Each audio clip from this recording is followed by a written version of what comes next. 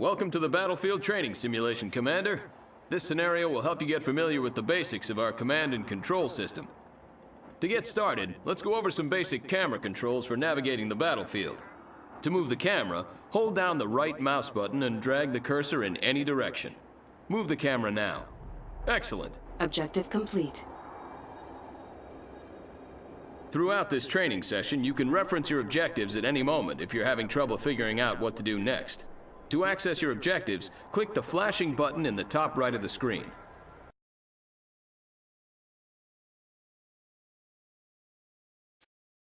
Next, we'll work on commanding units. We've granted you 2 squads of zone troopers. Begin selecting these units by moving your cursor over the zone troopers. Notice that your cursor changes to a selection cursor. While your cursor is over the unit, left-click. Excellent. 1 squad of zone troopers is now selected. You can select multiple squads of units by left-clicking and dragging the mouse across them. Try selecting both squads of zone troopers by dragging a selection box across all of them. Both squads are now selected. To move selected units, move your cursor over empty terrain. You'll notice that it changes to a move cursor. This is a potential destination for your selected units. Some terrain, such as mountains and rivers, are not traversable and will give you a different cursor to inform you that you're not allowed to move units there. Issue a move command to your zone troopers into the designated area to the east by right-clicking on the terrain. I'll check it out. Good work. Your troops are moving out. This is the shooting range. Time for some target practice. If your zone troopers are still selected, right-click on the targets downrange and the zone troopers will fire on them. If your troops aren't selected, drag a box around the whole group and then open fire. Destroy all of the targets. All targets are destroyed. Excellent work, Commander. Notice that one of your zone trooper squads has a special symbol hovering above it when it is selected. This squad is now a veteran squad. There are 3 levels of veterancy. As squads rank up, they deal more damage and become less vulnerable to enemy attacks. Now move your zone troopers over to this damaged building. Order your men to destroy the structure. Get a load of this.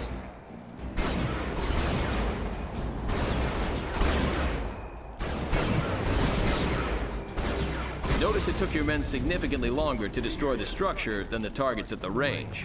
Zone troopers are very effective against infantry and light vehicles, but are not very efficient at destroying structures.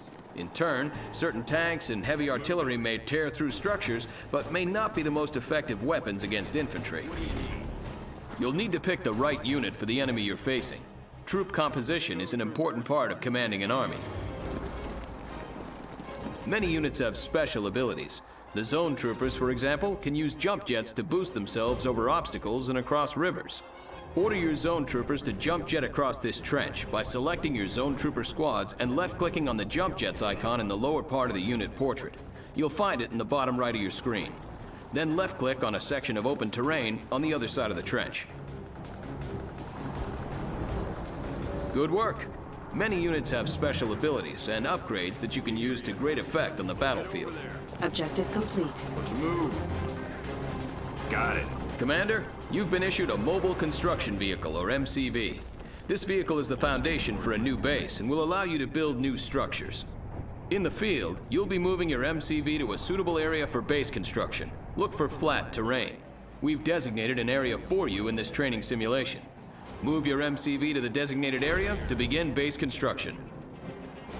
Note that this large vehicle is defenseless and moves slowly, but it's heavily armored. What's the call? That's right. You'll need to unpack the MCV before you can build a base. To do so, select your MCV and left-click on its Unpack ability, again found at the lower right attached to the unit portrait. This will convert your MCV into a stationary structure called a construction yard. Good work.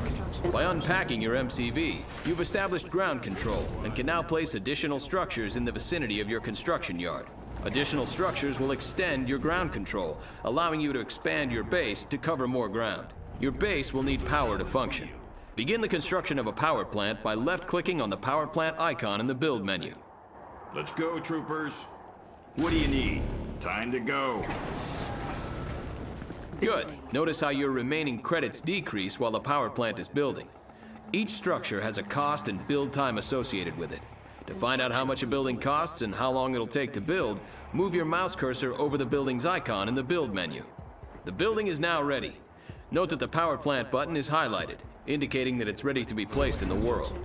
Left-click the power plant build button and move your cursor onto the terrain. The cursor will switch to a power plant icon and may be placed within the construction yard's build radius. Left-click to place the structure. If the power plant icon turns red, you're either trying to build the power plant outside of your construction yard's ground control radius, or you're trying to build it on impassable terrain. Good. Now your base has power. Notice the power meter on the right side of your screen. Each structure you build needs power to work properly. If your base runs low on power, some buildings will stop working, and others will work inefficiently. Buildings that stop working turn black. Now it's time to build a refinery so you can harvest Tiberium. Tiberium is an extremely valuable resource that can be refined and used to fund your operations. Build a refinery by clicking on the refinery icon. When it's ready, place your refinery in the same way you did your power plant.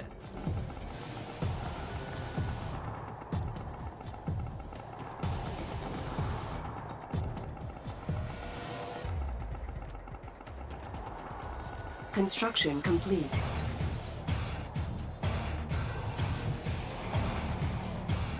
New construction options. Excellent. Note that the harvester unit automatically begins to seek out and collect Tiberium. Once the harvester has reached capacity, it'll return and unload its Tiberium for processing. You'll get credits when this happens. With your economy established now and power available, you can begin to build production structures. A barracks will allow you to train infantry. Build a barracks and place it on the terrain just like you did with your power plant and refinery. Construction complete. Troopers in the field.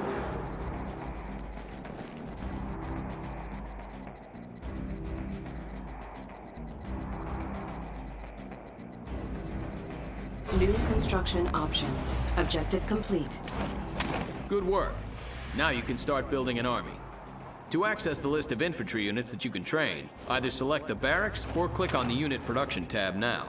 You always have the option to click directly on the structure, or simply use the tabs on the interface in the upper right. Click on the Rifleman Squad icon to train a squad of GDI riflemen. Click on the unit multiple times and you'll train multiple squads. Train 3 squads of riflemen. Squad ready.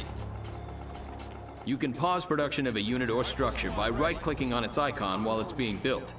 If you left-click on a paused unit or structure, production will resume. If you right-click on a paused unit or structure, production will be canceled, and any credit spent will be refunded. Good work, Commander. You've managed to build a base and train a small force of infantry. Now you'll fight a mock battle against another commander. He will command the red team, and you will command the blue team. Objective complete. Training. The red team may attack at any moment. Before they do, garrison your riflemen inside this abandoned building. To garrison the building, select your squads and right-click on the abandoned building to send them in. Your units are now taking advantage of cover inside the building. While garrisoned, your troops can still fire out, but are protected from enemy fire. Note that if the structure becomes severely damaged, your troops will be ejected. Here comes the red team. Enemy unit sighted. Securing area.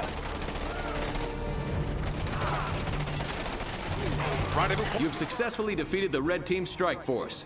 To clear the garrison building, select the building and click on the Evacuate All button. Objective complete. Yes, sir. Now it's time to build some more forces. When you feel you're ready, move your forces out into the field, find the red team's base, and destroy it. Securing structure. We're here.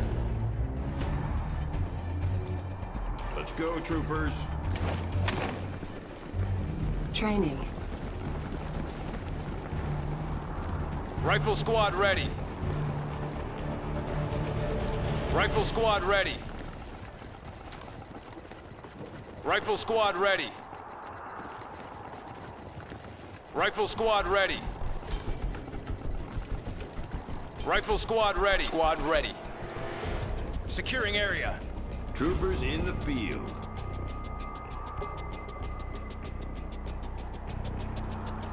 I'll check it out.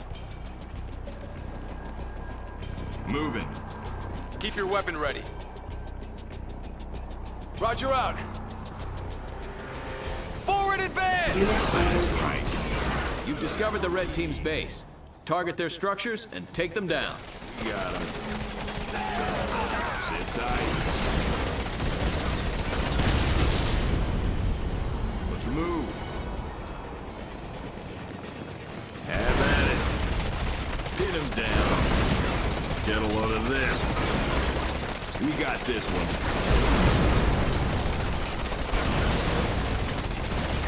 Unit promoted. Objective complete. Great job, Commander. You've learned all the basics you'll need to lead GDI forces into battle. You might try starting with the GDI campaign next, as it reinforces and builds upon the lessons you've learned in this training session.